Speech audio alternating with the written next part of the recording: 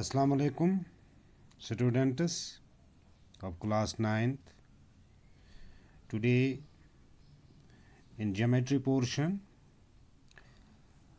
we are going to learn about how triangles are congruent, which part of one triangle is equal to another part. In the previous class I understood that how triangles are congruent. Today I have choose a question from textbook. ABCD is a quadrilateral in which AD is equal to BC and angle DAB is equal to CBA. We have to prove that triangle ABD congruent triangle BAC and BD is equal to AC. Also we have to prove that angle ABD is equal to angle BAC. In this figure you are given two sides AD, chunki it is a quadrilateral, its name is ABCD. In this figure two sides are equal to each other. First one is AD is equal to BC. Also angle DAB, that means this angle DAB is equal to CBA,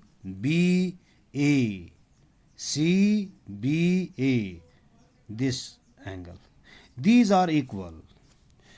We have to prove that triangle ABD, that means this triangle ABD congruent to triangle BAC, यानी ये इस triangle के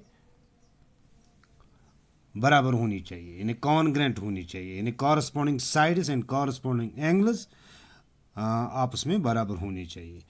और इसके साथ ही BD is equal to AC, यानी BD हमें बताना है क्या AC के बराबर है. BD this diagonal is equal to AC, and the third one angle ABD, that means this portion of the angle, this angle is equal to angle BAC, this angle. अब चूंकि हम लिखेंगे इस क्वेश्चन को इस तरह से, पहले हम लिखेंगे गिवन हमें क्या दिया हुआ है. तो हम लिखेंगे ABCD is a quadrilateral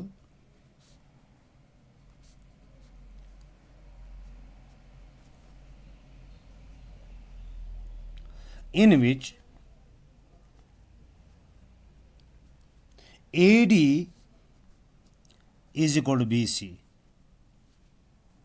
and angle DAB, पूरा angle DAB is equal to angle CBA, angle CB, ये हमें दिया हुआ है. अब चूंकि हमें क्या प्रूव करना है, ये सेटअप भी हम लिखेंगे. To prove triangle ABD congruent triangle BAC, and this triangle is congruent to this triangle. ABD is congruent to triangle BAC. Number 2, BD is equal to AC. BD, this diagonal is equal to this diagonal. And the third one is angle ABD is equal to angle BAC. ABD, this means this angle यहाँ से यहाँ तक, इसका पूरा नाम ABD is equal to angle BAC, यानी इस angle के बराबर आना चाहिए. अब हम लिखेंगे प्रूफ. हम लिखेंगे फ्रॉम ट्रायंगल्स या इन ट्रायंगल्स, आपकी मर्जी है। From triangles A B D and B A C, A B D ये वाली triangle and B A C और ये वाली triangle, this triangle and this triangle, compare we can compare its corresponding parts, क्योंकि हमें दिया हुआ है A B is equal to B C, it is given, हम लिखेंगे सामने गिवन। एक और एंगल भी हमें दिया हुआ है, angle D A B, angle D A B, angle A B D, नहीं हमें बताना है ट्रायंगल कौन सी, ए बी डी हमने लिखा ए बी डी और बी ए सी ये वाला। अब चूंकि हमें दूसरा पॉइंट जो है जो हमें दिया हुआ है कौन सा angle, D A B is equal to D A B, ये पूरा angle D A B is equal angle C B A, it is also given. तो दो चीज़ें हमें दिए हुए हैं। अब तीसरा क्या हम करेंगे, तीसरा यहाँ पर हम लिखेंगे ये साइड जो ए बी वाला साइड है, यानी ए बी ये एक ट्रायंगल में भी आता है और दूसरे ट्रायंगल में भी आता है। This side is common in both the triangles, A B is equal to A B common, A B is equal to A B common. तो इस तरह से therefore triangle A B D congruent triangle B A C